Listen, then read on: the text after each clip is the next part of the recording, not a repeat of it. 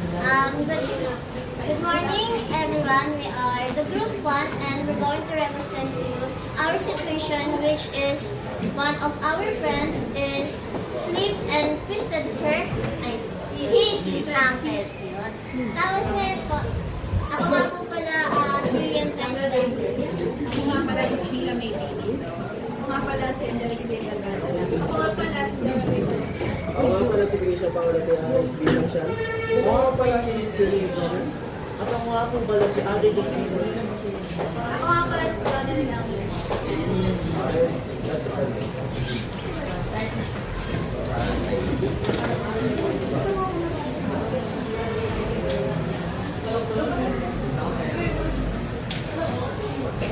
Sino kasi nag-iyak pupunta dito eh? Yan ka, hindi kahit ipag na lang. At talaga Uy, sabi natin, research lang. Oo nga. Lahat mo lang tumigil! Pagkila!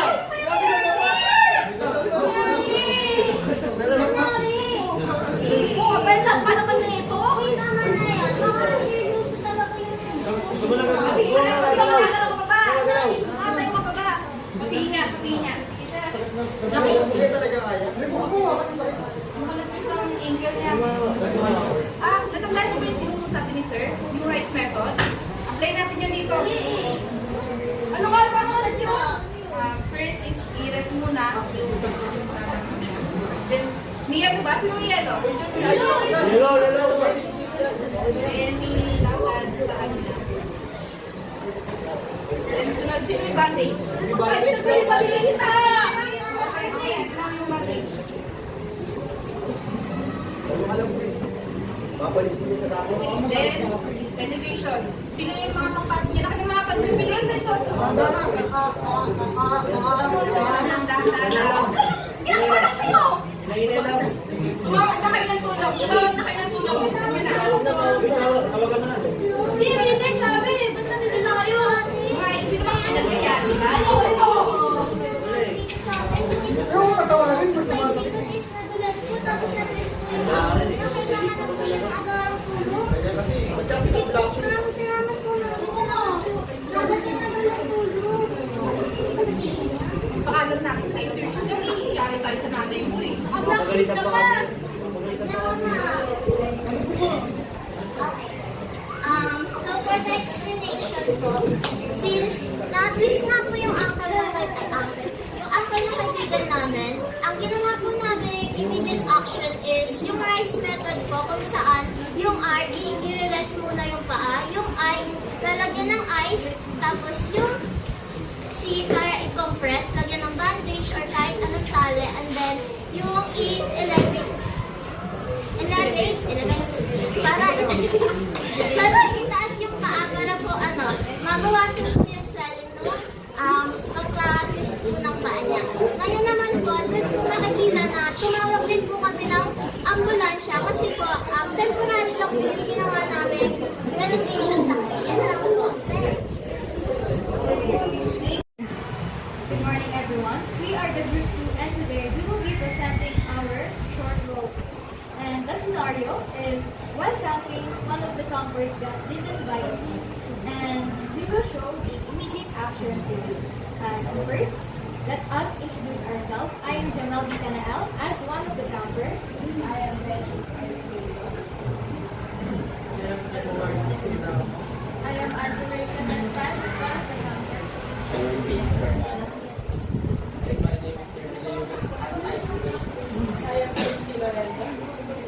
And we will start.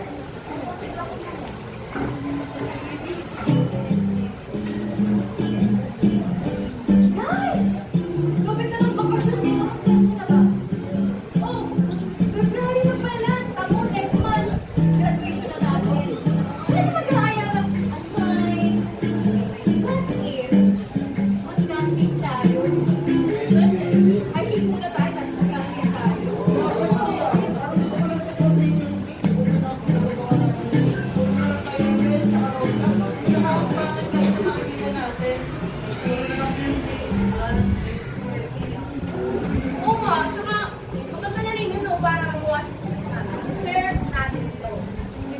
Hindi ako.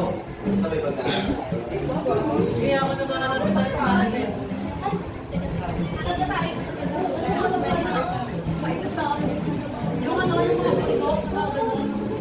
Uy! Sierra Madre! Sierra Madre!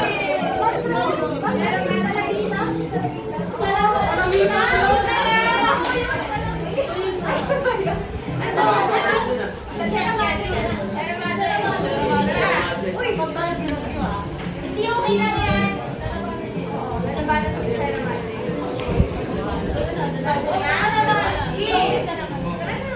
Final na ba to? Final na. Final na!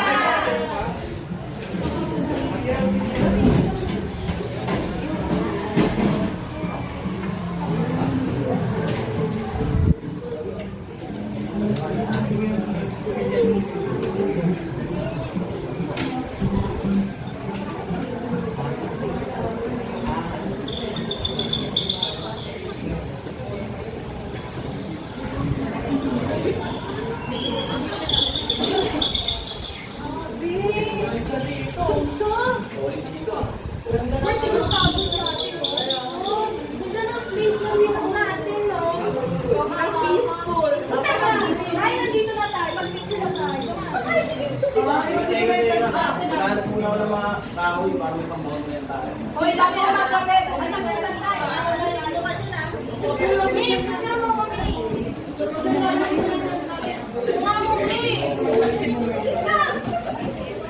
Ah!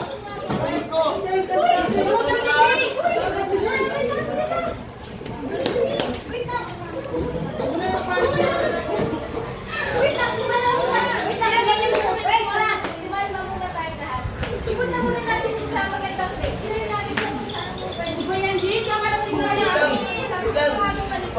Bakit ako wala din na doon?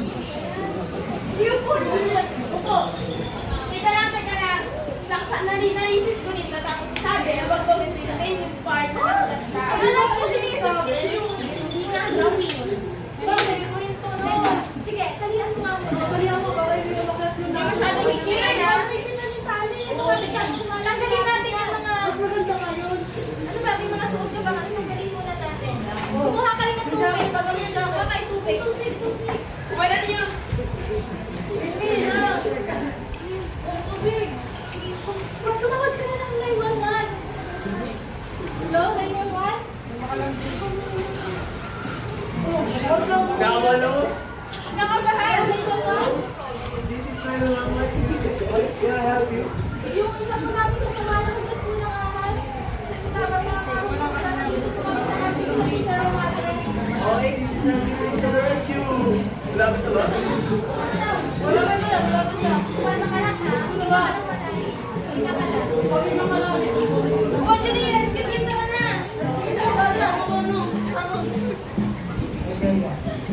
Eh, mamaya ka kung makamatay ko man Okay,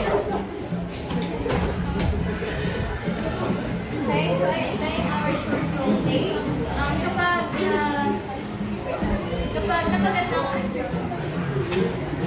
Kapag nakagat ng ahas is, first thing to do is kumalma. After kumalma, tawagan agad ang emergency hotline, yung 911. And while waiting for the 911, ilayo natin yung pasyente doon sa possible area na dangerous, especially kung saan yung nakita yung ahas. So, pinakita din namin doon na huwag sisipsipin yung venom kasi mas dangerous yun. And talian yung part na nakagat para hindi umangat sa heart yung venom.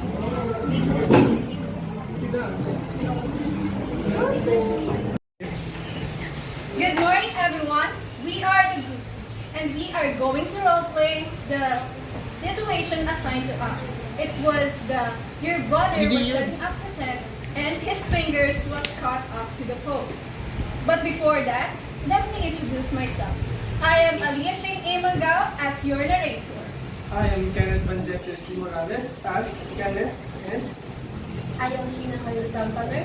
I am Emily Eugene. I am Daniela Gumao as. I am Vincent Victorio. And I'm Macanel Sigaski. And I am James Adrian Inarando as Kaibigan ni Kenneth!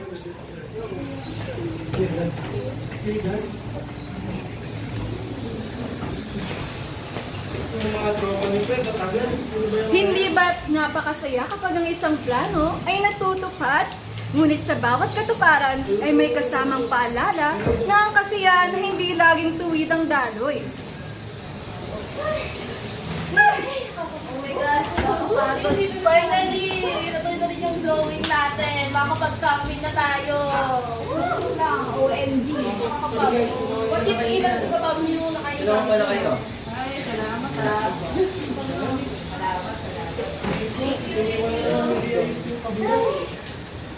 Init. Puna pa tayo. Uy, James, tagal mo na ako dito. Kanina pa to, hindi ko mapapoy. Sabi mo, di ka lang marunong. Ayan, kala ko magaling ka. Ikaw sa pagkatapos mo yan, gamit tayo ha. Di mo yung mapapoy. Ayan. Sa kapila ng saya, dapat handa ka rin sa mga maaaring mangyari. Ah! Kami nga dyan, lagyan mo lang ng dalanin. Ops, ops, ops! Mali yan! Band-aid nga ba agad? O hindi, unang linisan niyo muna yung sumunod. O, linis sa tubig.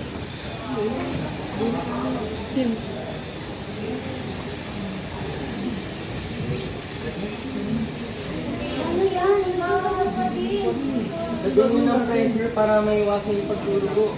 Ayan! Tama! Tapos, matulog na tayo. Ay, joke lang. Meron na ulit ito.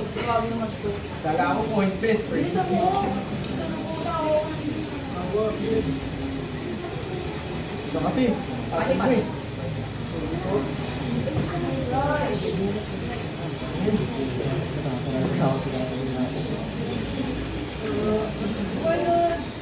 Ay mo. Ano, ay mas bibilis pa ba yan? Ayan, cover ka na. Cover ka na ng mga linis na bandage. Buti talaga nakadala tayo ng medkit. Ayaw mo tumutulo. Kasalanan ko. Ayan! Recap nga tayo. Una, linisin ang sugat gamit ng malinis na tubig.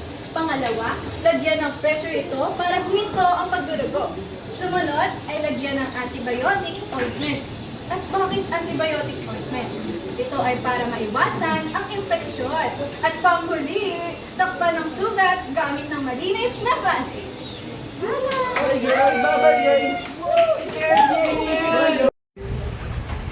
Magandang umaga po sa inyong lahat. Kami po ang Pakat-4 at ngayon, nandito po kami upang ipakita ang short but simple roleplay about the situation from number 4, which is the mother accidentally touches the knitted hand. At for the first, my name is Susan Arcos as bilang nanay. I am Janala Gomez, bilang anak. I am Claire bilang ate. Ay, libre lang ispunod bilang minsan. Andyan Vincent dati bilang kuya ng aming bunso na si Calvin Light Nietes.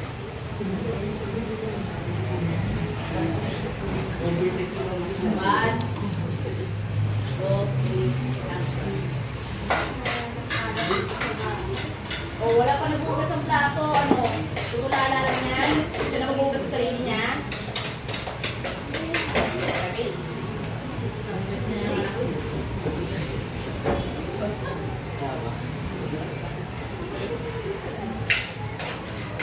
Uy, dito mo lang. Wala ako rin.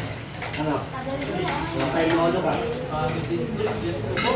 Oy, hindi pa nagbugas. Gabi tayo hugasin na. Kain na tayo, wala pa rin hugasin. Tara, lalo. Tara, trio. Ay, Emil. Ano ba ang modern system ko eh? Yan. Huwag ikaw ay gamit ka. Nakita ko na naman bugas na. Tagal naman yung niluluto. Then, gutom na ako. 18 na rin siyang boat. Hindi ka din. Ma, nandito na po ako. Ay,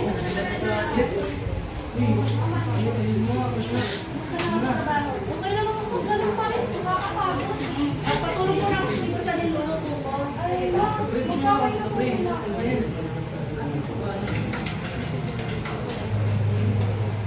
Dito pre oh. Mas kaya ayaw? Lang, ang lakas ko ng lang. Dito pre oh. Dito pre. Ano yun, pre? Umumbos ka sa amin. Pre, ano yan?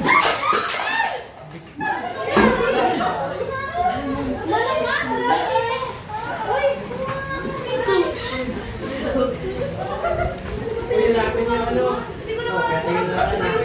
Mamamili pala di. Ay, paano sa sila?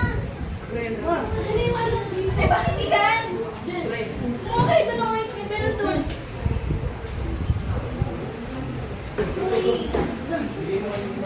Ako na pala. Sige na.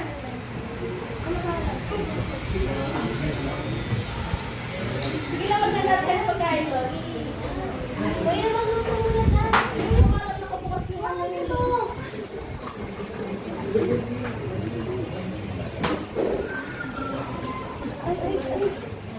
Aray! Ingat ka. Nakainsan. Kamusta ba? Sarap.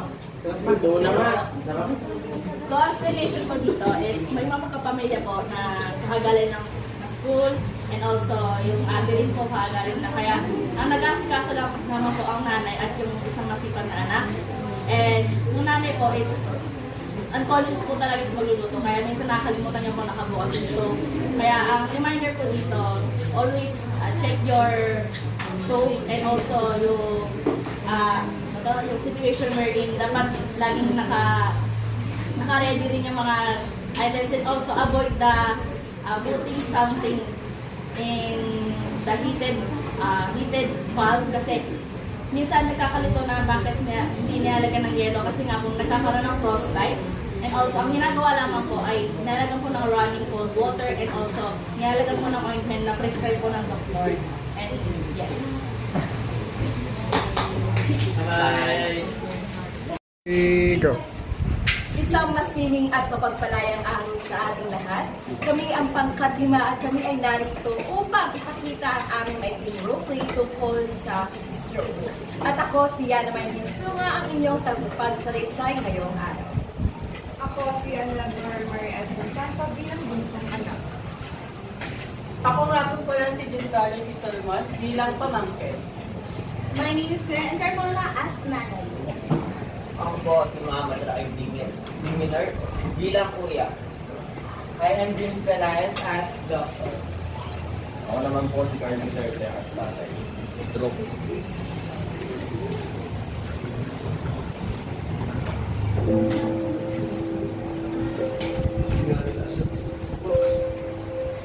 Ang pamilyang Cruz ay isang simpleng pamilya. Si Tatay Carl ay isang construction worker. Masipag siya at passionate sa kaniyang trabaho. Ngunit dahil sa sobrang focus niya sa work, napababayaan niya ang kaniyang kalusugan. Hindi tamang oras ng pagkain, kulang sa pahinga, at madalas napababayaan ang check. Hindi niya alam, unti-unti na palang naaapektuhan ang kaniyang katawan.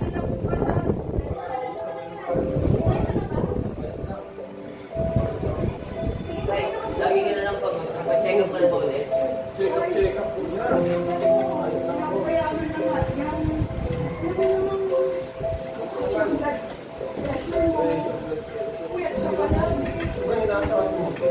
Kumain ka na po dito? Mama, ano kayo ka muna? Huwag mo lang pansinin yung nag-aaral pa ako. Minsan, iniisip natin na kaya pa ng katawan natin ang lahat. Pero may limitasyon ang kalusugan.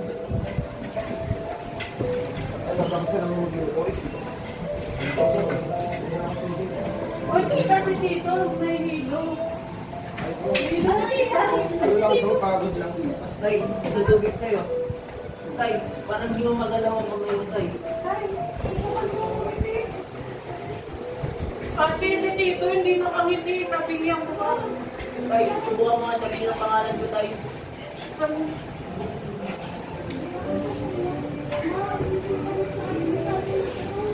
Face drooping, arm weakness, slurred speech. Ito ang mga pangunahing senyales ng stroke.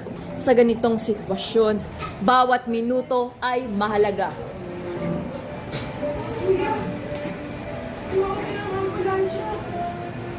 Ay, sulit ko na sa box mo na. 750 na po kasi yung sito mo na nararamdaman ni tatay.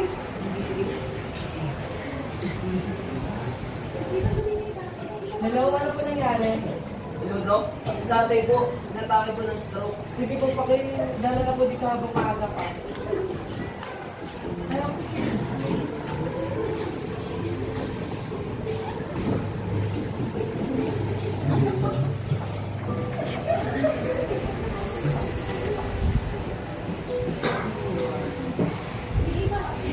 Nasaan na yun? Asan na yung doktor?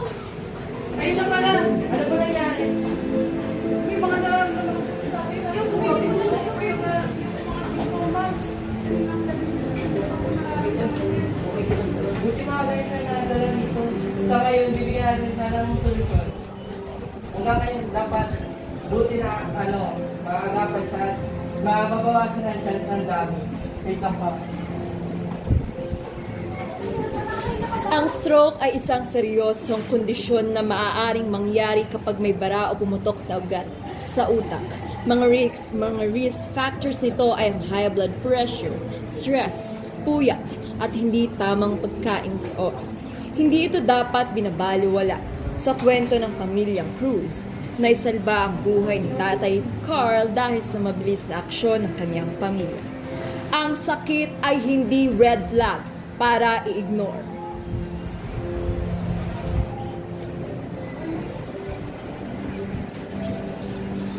Para sa pagpapaliwanag ng aming roleplay, ipinakita sa aming roleplay kung gaano hindi nagpanik ang pamilyang Cruz at ipinakita rin dito ang fast method. Ang fast method ay First, we need to check yung face, yung arm, yung stitch, and yung time. at kapag may nararamdaman or may napapansin si Mama na sabi, ay huwag magpapanik. Yun lamang, maraming salamat. Ang